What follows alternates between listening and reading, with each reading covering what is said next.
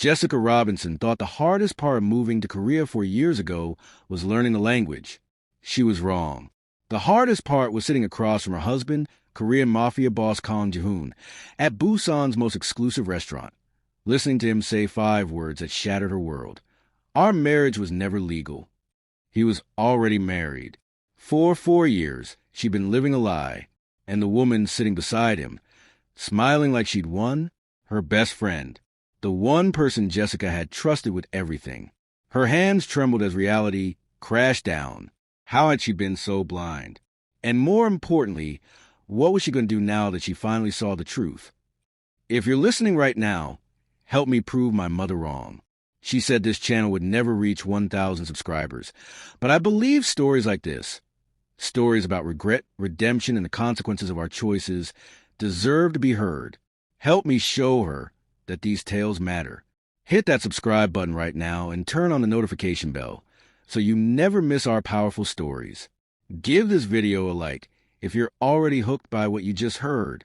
Drop a comment below and tell us where in the world you're watching from. United States, United Kingdom, Africa, Canada, Korea, Australia. We love connecting with our global family. And please share this video with friends and family who believe in second chances and facing the truth. Your support helps us create more incredible content that touches hearts. Now, let's continue this emotional journey. 4 years ago, Jessica Robinson walked into an international business expo in Busan with one goal: disappear. Not from life, but from the suffocating weight of being Marcus Robinson's daughter. Back in Atlanta, her family name opened doors before she could knock. Robinson Tech Industries, $10 billion. Every man who smiled at her saw dollar signs before they saw her eyes. Every relationship ended the same way, with her wondering if they'd ever loved her at all, or just the empire she'd inherit. So she made a choice that seemed crazy to everyone but her. She packed 2 suitcases, bought a one-way ticket to South Korea, and told her parents she needed space. She didn't tell them she was running from gold diggers. She told them she wanted adventure. They didn't believe her, but they let her go anyway. In Busan, she was just Jessica. No last name, no billion-dollar shadow. Just a woman trying to find someone who'd love her for her. That's where she met Kang Ji-hoon, though she didn't know then what he really was. He introduced himself as the CEO of Kang Shipping Corporation, standing near the Robinson Tech booth with the kind of confidence that came from power she didn't yet understand. He was tall, devastatingly handsome, and when he smiled at her, it didn't feel calculated. They talked for 3 hours that first day about everything except money. He asked about her dreams, what made her laugh, what brought her to Korea. When he invited her to dinner, she said yes. The relationship moved fast. Too fast. Her friend back in Atlanta warned over video calls. 6 months from meeting to proposal seemed reckless. But Jessica was intoxicated by the whirlwind. Ji-hoon was attentive, romantic, seemingly obsessed with her. He proposed on Gwangali Beach at sunset, and when she said yes, she felt like she finally escaped her cursed legacy. She had no idea she just walked into a trap more calculated than anything she left behind in America. The wedding happened quickly. Another red flag Jessica missed while drowning in what felt like love. 3 weeks from proposal to ceremony. "I don't want to wait," Ji-hoon had said, kissing her forehead. "When you know, you know." She found it romantic. Looking back, she realized it was strategic. His family attended. His mother, Madame Kang Sejin, who looked at Jessica like she was examining livestock, and his younger brother, Min Jae, who seemed kind but nervous. Jessica's parents didn't come. The timeline was too rushed, they said. They didn't trust it. Jessica told herself they were overprotective, controlling, unable to let her make her own choices. She married Ji-hoon at Busan City Hall with minimal ceremony, signed papers she could barely read in Korean, and became Mrs. Kang. Or so she thought. What she actually became was something else entirely. A pawn in a game she didn't know was being played, with stakes she couldn't have imagined. The first year, Jessica was too in love to notice the inconsistencies. Ji-hoon's shipping business operated mostly at night. Men in expensive suits came to their apartment at odd hours, speaking in low voices behind closed doors.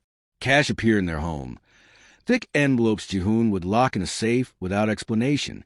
"Business is good," he'd say when she asked, pouring himself whiskey that cost more than her rent used to. She told herself Korean business culture was different. She told herself she was being paranoid. Then came the move to the penthouse in Marine City. Luxury she hadn't known they could afford on a shipping CEO's salary. The apartment was registered under a name she didn't recognize. When Jessica questioned it, Ji-hoon smiled that dangerous smile she'd later learn to fear. "It's complicated. Legal structures for business. Don't worry about it." So she didn't, because worrying felt like doubting, and doubting felt like giving up on the fairy tale she'd crossed an ocean to find. What Jessica didn't know, what she couldn't have known, was that Kang Ji-hoon wasn't just a shipping magnate. He was third-generation Korean Mafia, running one of Busan's most sophisticated criminal networks under the cover of legitimate business. His shipping containers didn't just carry legal goods. They moved everything the law forbade, drugs, weapons, counterfeit currency, across international waters where jurisdictions blurred and money flowed like rivers. And he'd married Jessica for one specific, calculated reason: her American citizenship. He needed a clean American identity to expand operations into the United States. Someone credible, educated, with no criminal record to open U.S. bank accounts, register LLCs in Delaware, secure import licenses that would never raise flags. Jessica Robinson, freelance marketing consultant with a pristine background, was perfect. He'd researched her before they ever met at that expo, arranged the encounter, orchestrated the romance, the proposal, the rushed wedding, the whole fairy tale. It was a business transaction disguised as love, and Jessica had signed her name to documents she couldn't read, making herself the face of his criminal empire without ever knowing it. Around month 6 of the marriage, Yuki Tanaka entered Jessica's life like a lifeline thrown to a drowning woman. They met at a charity event for international families, and Yuki approached with warmth that felt genuine. "You look overwhelmed," she'd said, smiling. "First time navigating Korean high society?" Jessica had nodded, grateful for the kindness. What she didn't know was that Yuki's appearance wasn't coincidence. Yuki was Ji-hoon's actual wife, married him 8 years prior in an arrangement between their family's organizations. Yuki's father ran operations in Japan. The marriage had been strategic, merging territories and resources. But Yuki had also been Ji-hoon's insurance policy. Her job was simple: befriend Jessica, monitor her, ensure she stayed isolated and independent, and report back everything. If Jessica got suspicious, Yuki would redirect her. If Jessica made real friends who might notice something wrong, Yuki would sabotage those relationships. For 4 years, Yuki played the role of best friend while actually serving as Ji-hoon's eyes and ears. And she did it perfectly. The dinner invitation came 3 days ago, catching Jessica off guard. Ji-hoon had been distant for months. Late nights, cryptic phone calls, a coldness that had settled between them like frost. When he suggested celebrating their 4-year anniversary at Houndy Sky Lounge, Jessica felt a flicker of hope. Maybe this was him trying to reconnect. Maybe the distance had been stress, and this was a turning point. She dressed carefully that evening. A black dress that made her feel confident, heels that gave her height and power. She arrived 10 minutes early, nerves fluttering. The restaurant was stunning. Floor-to-ceiling windows overlooking Busan's coastline. Soft jazz playing, crystal glasses catching light like promises. This was the kind of place people celebrated love. Jessica ordered water and waited, watching the door. When Ji-hoon arrived in a charcoal suit, looking like he'd stepped from a magazine, something in his eyes made her stomach drop. He kissed her cheek, cold, transactional, and sat down without warmth. "You look beautiful," he said, but his tone suggested he was reading from a script. Jessica's hands trembled as she reached for her water glass. Whatever was coming, it was coming now. That's when Yuki walked in, and Jessica's confusion turned to ice-cold dread. Yuki wasn't dressed casually. She wore a stunning emerald gown, hair styled perfectly, moving to the restaurant like she owned it. And instead of greeting Jessica with surprise or apology for interrupting, Yuki walked straight to their table and sat beside Ji-hoon, not across from him, beside him. Their body language spoke a language Jessica suddenly understood, but didn't want to translate. "What's going on?" Jessica asked, her voice thin. Ji-hoon set down his wine glass with deliberate precision. "Jessica, we need to talk." The words hung in the air like a noose. Yuki reached for Ji-hoon's hand on the table, and Jessica watched their fingers intertwine with the familiarity of years, not moments. The diamond ring on Yuki's finger caught the light, a different ring than the one Jessica wore. Bigger, older, real. Jessica's brain screamed that something was catastrophically wrong, but her body felt frozen, unable to move or speak or breathe. Ji-hoon leaned back in his chair, still holding Yuki's hand, his expression blank as unmarked paper. "I need you to listen carefully and not make a scene," he said, like he was chairing a business meeting. "Our marriage was never legal." The words landed like bullets. Jessica stared at him, her mouth opening and closing without sound. "What?" she finally whispered. "I was already married when I married you." Ji-hoon continued, his voice clinical. "To Yuki, we've been married for 8 years. You and I, that was never legitimate. You've been living as my mistress for 4 years, though you didn't know it." The restaurant sounds faded to white noise. Jessica gripped the edge of the table because the floor felt like it was disintegrating beneath her. "That's not possible," she said. But even as the words left her mouth, puzzle pieces were clicking into place. The rushed wedding, the paperwork she'd signed without translation, the strange looks from his family, the apartment in someone else's name. "It's very possible," Ji-hoon said. "It's reality. And I need you to sign annulment papers acknowledging the mistake." Yuki spoke for the first time, her voice carrying false sympathy that made Jessica's skin crawl. "I'm sorry, Jess. I never wanted it to end like this." Jessica's head snapped toward her former best friend, rage cutting through the shock. "You're sorry? You've been lying in my face for 4 years. You!" She stopped, the full horror crashing over her in waves. Every coffee date, where she cried about feeling lonely. Every time she confided in Yuki about problems with Ji-hoon. Every secret she'd shared. All of it had gone straight back to him. "You were never my friend," Jessica said, her voice breaking. "You were a spy." Yuki looked down, but she didn't deny it. Ji-hoon's jaw tightened with impatience. "This isn't about blame. It's about cleaning up a legal complication.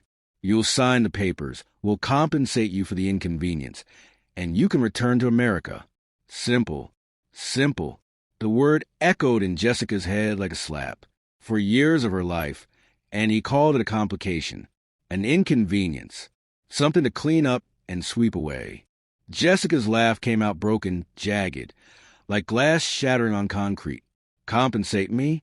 Several diners turned to look, their expensive conversations pausing to witness her unraveling. She didn't care anymore. "You use me.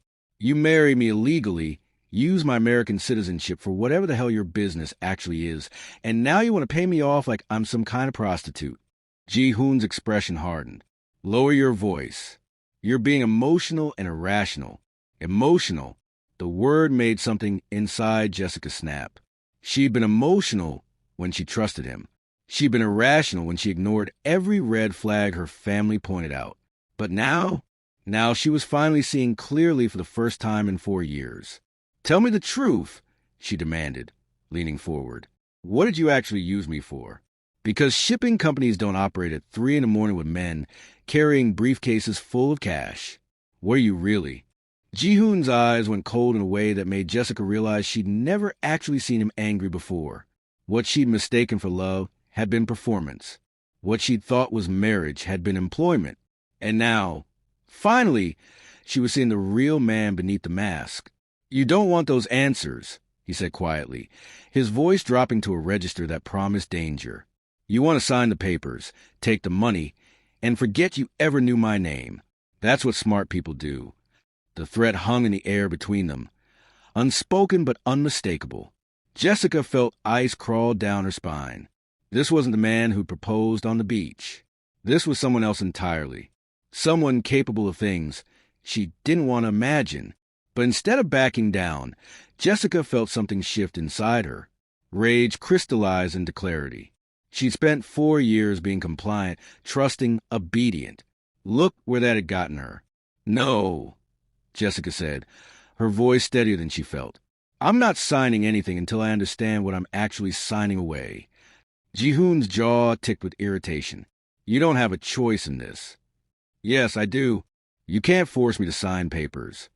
Yuki shifted uncomfortably beside Ji-hoon, the first crack in her composed facade. Ji-hoon pulled out his phone, tapped something, and turned the screen toward Jessica. It showed a bank account, her bank account, the one she'd opened with her Korean bank after moving here. The balance read 0. Every penny she'd saved over 4 years, gone. Your account are frozen, Ji-hoon said calmly. Your passport has been flagged with immigration, reported stolen last month. You can't leave Korea without my help. You have no money, no legal standing, and no options. So yes, Jessica, you will sign the papers. The only question is whether you do it willingly or whether I make your life considerably more difficult first. The restaurant tilted. Jessica gripped the table, her breathing shallow. He'd planned this. Every detail. He'd systematically cut off every escape route before ever sitting her down for this conversation. You blocked my passport? The words came out strangled. How is that even possible? Ji-hoon smiled. It was the cruelest expression Jessica had ever seen. I have connections with immigration services. A simple report that your documents were stolen. It happens to foreigners all the time. Replacing them requires sponsorship from a Korean national. Unfortunately, since our marriage was never legal, I'm under no obligation to sponsor you. Jessica felt the trap closing around her throat. Without a passport, she couldn't leave. Without money, she couldn't survive. Without legal marriage status, she had no rights in this country. He'd made her completely powerless. Why? She whispered. Why go through all of this? If you just needed an American partner for business, why the fake marriage? Why 4 years of pretending? Ji-hoon exchanged a glance with Yuki before answering. Something passed in between them that looked almost like annoyance. The marriage made you easier to control, he said simply. Americans trust romance. You came here running from something, looking for something. I gave you a fairy tale. You gave me your signature on documents you couldn't read, your social security number for bank accounts I needed opened, your credibility for business licenses in the United States. You've been the face of my American operations for 3 years. LLCs registered in your name in Delaware, import licenses in California, bank accounts in New York. All legitimate on paper, all untraceable to me. The horror of it crashed over Jessica like a physical wave. She'd been laundering money without knowing it. She was implicated in crimes she didn't even understand. If authorities investigated, her name was on everything. You framed me, she said, voice hollow. You made me the criminal. I gave you plausible deniability. Ji-hoon corrected.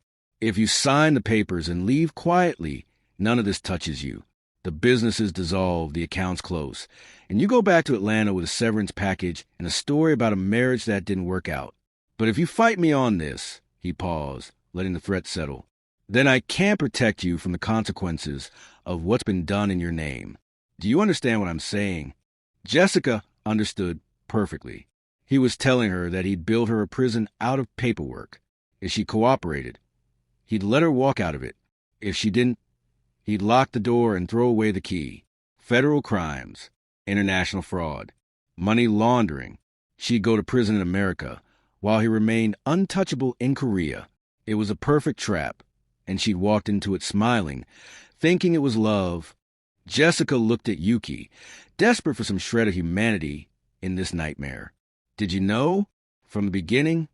Yuki finally met her eyes, and what Jessica saw there wasn't malice. It was resignation. I knew what he needed you for, Yuki said quietly. I didn't know he'd make it last 4 years. I thought it would be 6 months, maybe a year.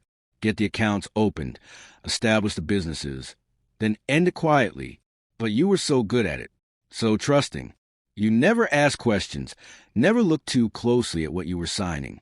You made it easy. The words hit like stones. Jessica had made it easy by being genuine, by believing in love, by trusting that the man she married actually cared about her. So what were you? Jessica asked Yuki. Just as employee? Or did you enjoy it? watching me fall apart every time he canceled plans, every time he chose work over me, knowing the whole time that you were his real wife. Yuki flinched, the first real emotion Jessica had seen from her all night. It wasn't like that, she started, but Ji-hoon cut her off with a sharp look. Enough, he said. This isn't therapy. Jessica, you have until tomorrow morning to sign the papers. My lawyer will meet you at your apartment at 9 a.m. You'll sign. You'll receive a bank transfer for $200,000 as settlement, and you'll be on a flight back to the United States by the end of the week. That's generous, considering the alternative. $200,000. Jessica almost laughed. Her family was worth $10 billion, and he was offering her what amounted to pocket change like it was a fortune. He had no idea who she actually was. No idea that the woman he'd been using as a pawn could buy his entire criminal empire without making a dent in her trust fund. And suddenly, sitting there with her world in ashes around her, Jessica made a decision. She wouldn't tell him. Not yet. Let him think he'd won.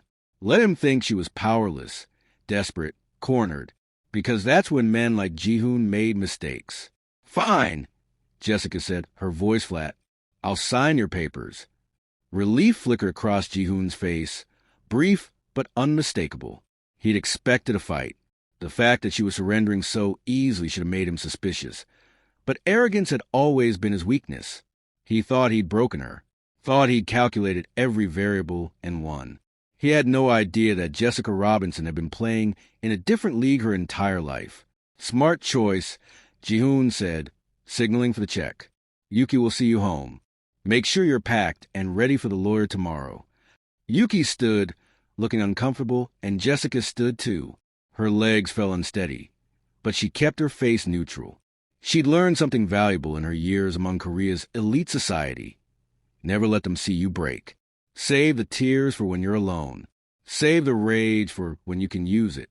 So she nodded, picked up her purse, and walked out of that restaurant with her head high, even as her world crumbled into dust with every step. The car ride back to the penthouse was silent. Yuki drove, her hands tight on the steering wheel, her expression unreadable. Jessica stared out the window at Busan's glittering skyline, the city that had promised her a fresh start and delivered only betrayal. When they pulled up to the Marine City apartment building, Yuki finally spoke. For what it's worth, I am sorry. I didn't want to go this far. Jessica turned to look at her, really look at her, the woman who'd held her hand through loneliness, who'd taught her Korean phrases, and introduced her to friends who all turned out to be as fake as she was. You could have warned me, Jessica said quietly. Any time in 4 years, you could have told me the truth. Yuki's hands trembled on the steering wheel. He would have killed me. You don't understand what he's capable of. And maybe Jessica didn't, but she was about to find out. Because she wasn't signing anything tomorrow. She was going to war. Jessica walked into the penthouse that night and saw it with new eyes. Nothing here was hers. The furniture, the art on the walls, the dishes in the kitchen, all of it belonged to Yuki. This had never been her home. She'd been a guest in another woman's house for 4 years, sleeping in another woman's bed, living another woman's life, while the real Mrs. Kang watched from the shadows. Jessica went to the bedroom and pulled out her suitcase. She had maybe 2 hours before Ji-hoon would have someone watching the apartment, if he didn't already. She needed to move fast. But first, she needed to make a phone call she'd been avoiding for 4 years.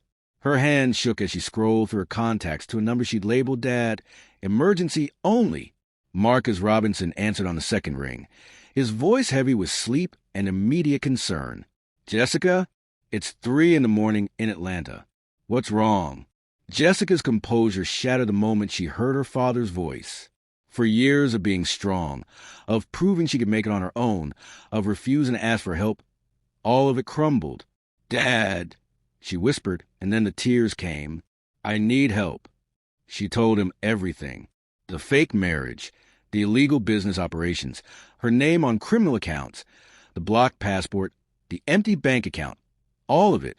Her father listened without interrupting, but she could hear his breathing change, could picture him sitting up in bed, his mind already working through solutions. When she finished, there was a long silence. Then Marcus Robinson's voice came through the phone, and it was no longer the concerned father. It was a voice of a man who'd built a $10 billion empire from nothing, who'd crushed competitors and dismantled obstacles for 4 decades. Jessica, listen to me very carefully. You're going to do exactly what I tell you. First, pack only essentials. Second, go to the U.S. Embassy first thing in the morning.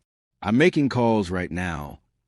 Dad, he has connections everywhere. He blocked my passport. He has connections in Korea. Her father interrupted, his voice steel. I have connections in Washington. There's a difference. Do you remember Robert Chin? Jessica's breath caught. Robert Chin was the U.S. ambassador to South Korea. He'd attended her parents' anniversary party 2 years ago. He owes me more favors than I can count. I'm calling him as soon as we hang up. By morning, you'll have emergency travel documents and diplomatic protection. But Jessica, I need to know. Do you want this man arrested or do you want him destroyed? The question hung in the air.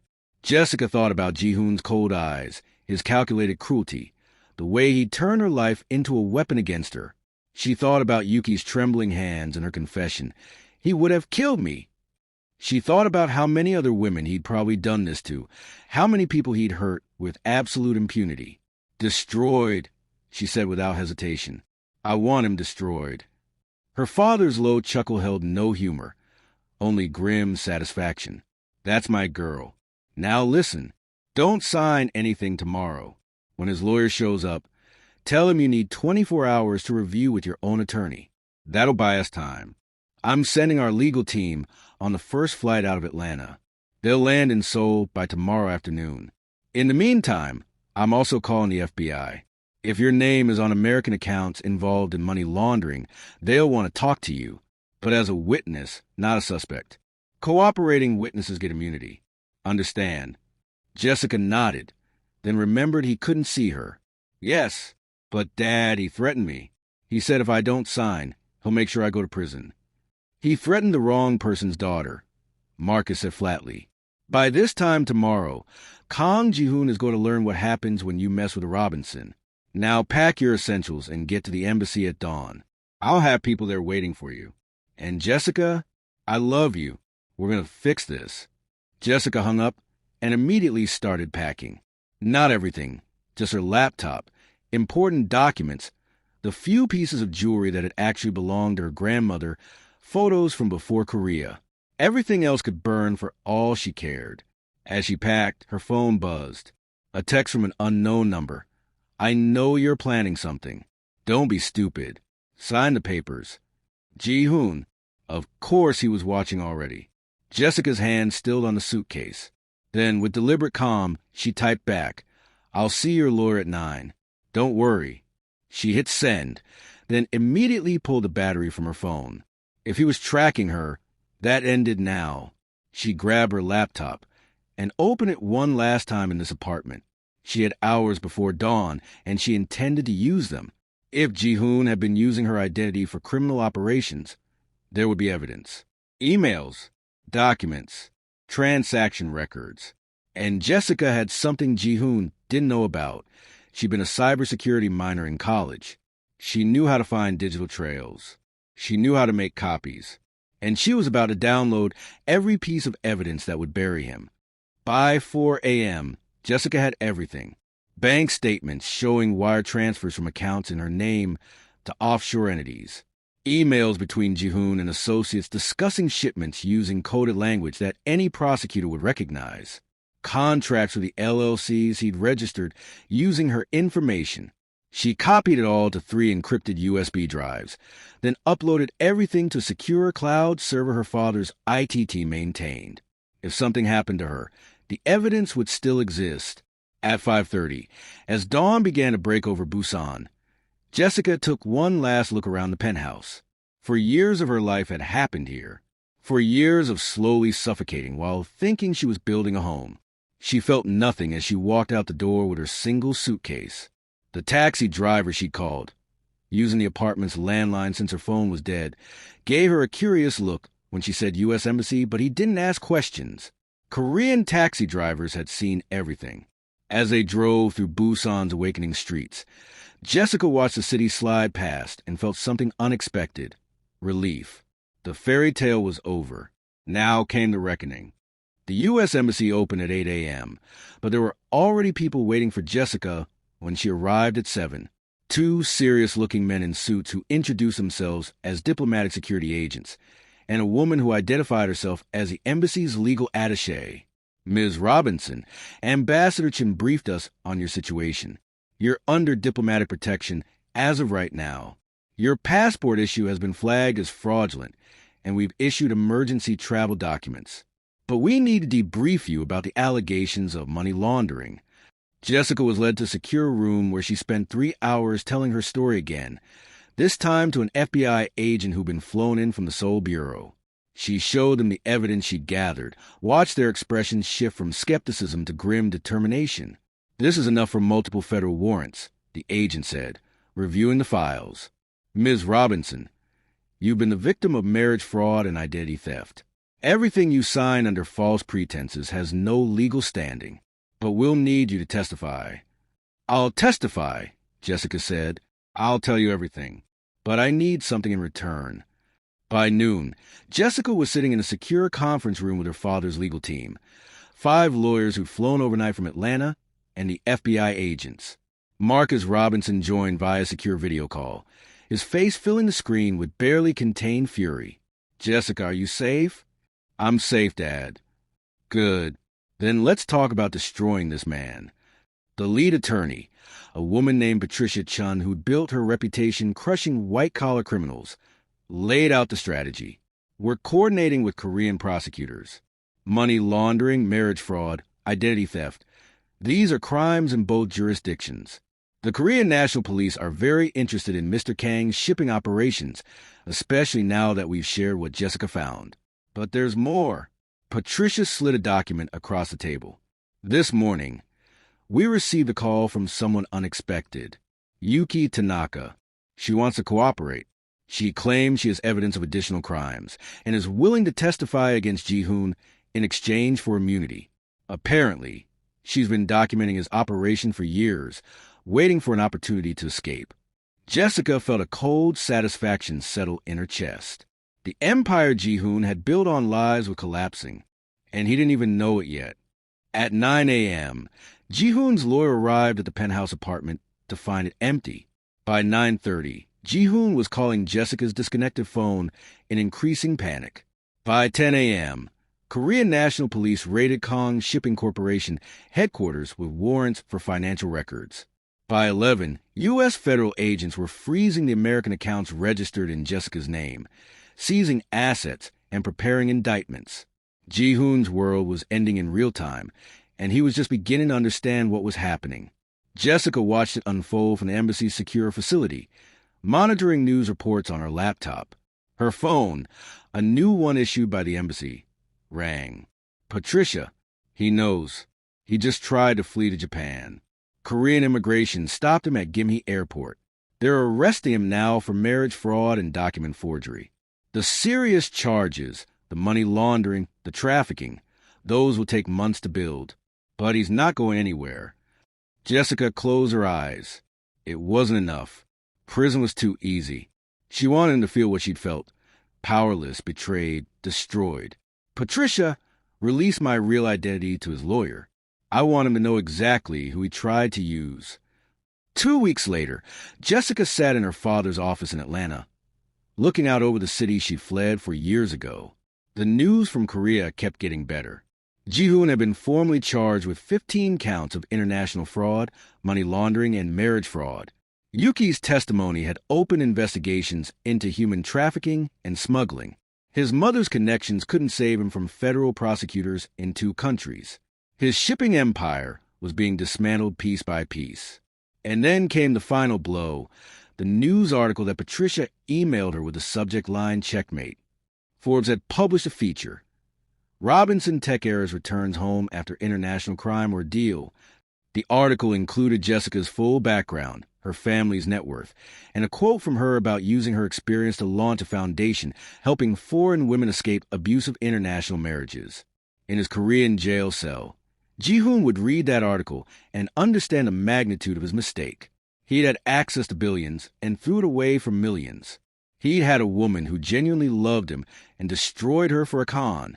The man who'd made her feel like nothing had lost everything while trying to take what was never his to take. Jessica Robinson had survived, and Kang Ji-hoon would spend the next 20 years regretting the day he underestimated her.